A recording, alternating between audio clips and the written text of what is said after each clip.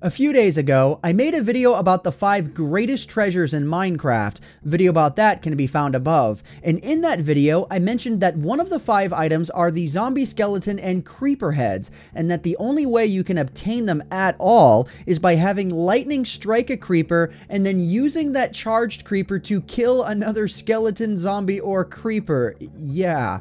Because they're so rare to spot in the wild, it got me thinking of what the rarest mob combinations are in Minecraft. Like the last video, I'm excluding mobs that can be found without chance, like the new Woodland Mansion mobs and the Ender Dragon, and I'll also be excluding mobs that can't be found in Minecraft Survival, like undead horses, the killer bunny, and giant zombies. So with that out of the way, let's dive right into what the rarest mobs and mob variations are in Survival Minecraft.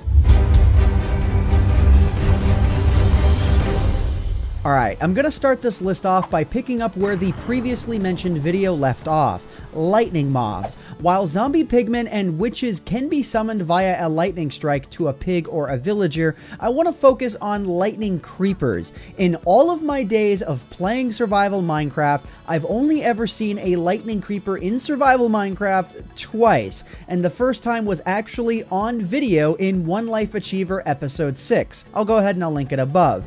During any given thunderstorm in Minecraft, every tick, there is a 1 in 100,000 chance that lightning will strike the ground. When lightning hits the ground, all entities within a 6x6 area are considered struck. I would honestly put the lightning creeper as the rarest mob in all of Minecraft. So many variables need to come together for this guy to spawn at all. I also think I'd go ahead and rank it well above pink sheep and the next item on my list.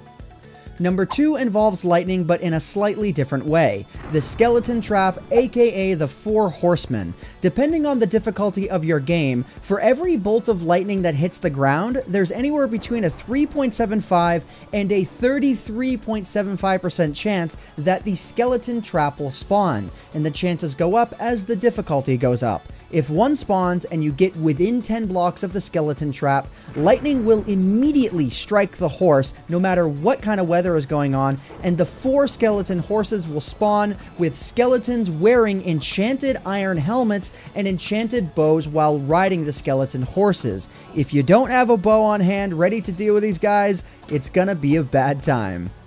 Alright, since I mentioned it before, number 3 is the pink sheep. This one's pretty basic, and there's not a lot to really explain though. Whenever a sheep spawns, there's an 81.836% chance that it's going to spawn as white. And then from there, there's a 5% chance that it's either going to be black, 5% for dark gray, and 5% for light gray. Then there's a 3% chance that it will be brown, but the pink sheep is only 0.164%. Unless you really search for one of these, it might take you weeks of real time to see one on your own. Alright, next up. Number 4 on the list is a slime spawning within a cave system.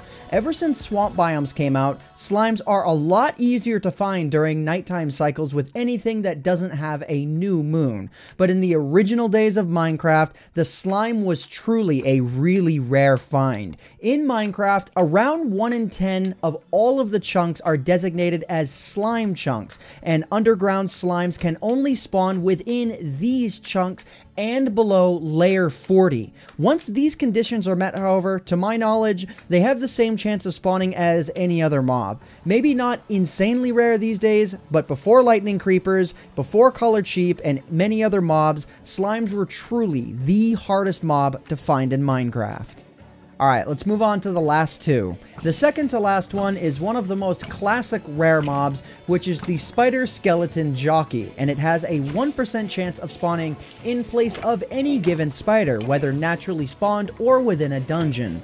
And the last one is naturally occurring iron golems. While these guys are easily craftable and not rare at all if you do so, the chances of one spawning naturally is pretty low, and requires a village with at least 10 living villagers and a village of at least 21 doors. Given how uncommon villages that are that big are and having that many villagers alive, it's safe to say that they're also pretty rare to find. So yeah, that about covers it. If you guys enjoyed the video, let me know by leaving a like on the video. It helps out quite a lot. It really does. But anyways, guys, I hope you all enjoyed this video. My name is AntVenom, and I bid you all farewell. Thanks so much for watching.